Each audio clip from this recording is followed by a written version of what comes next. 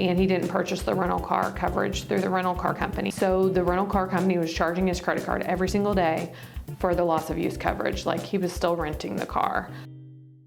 A question we get quite often is, will my auto insurance cover me if I rent a car?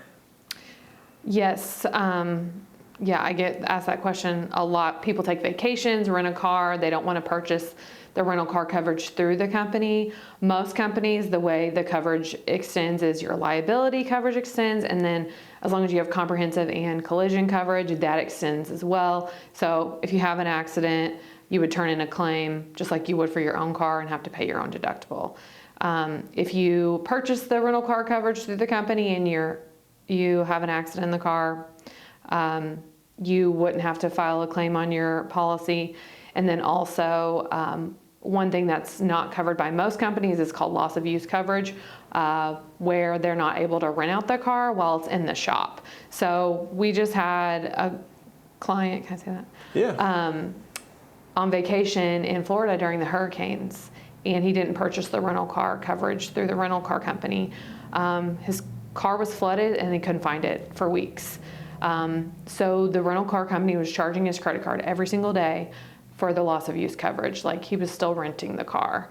They finally located the car, he filed a claim, so he had to pay his deductible, and then the company will take care of the claim, and then I'm sure they'll negotiate with the rental car company whether he has to pay all that back or not. So it doesn't mean you always have to pay it.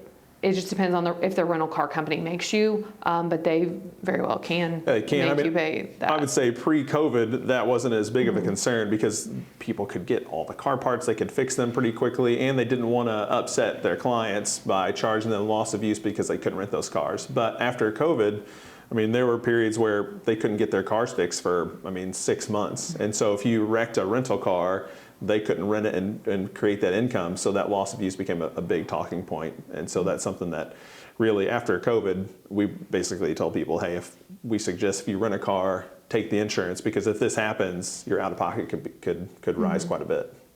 Yeah, exactly. Like pre-COVID, personally, if I was renting a car, I'd probably take the chance not purchase the insurance.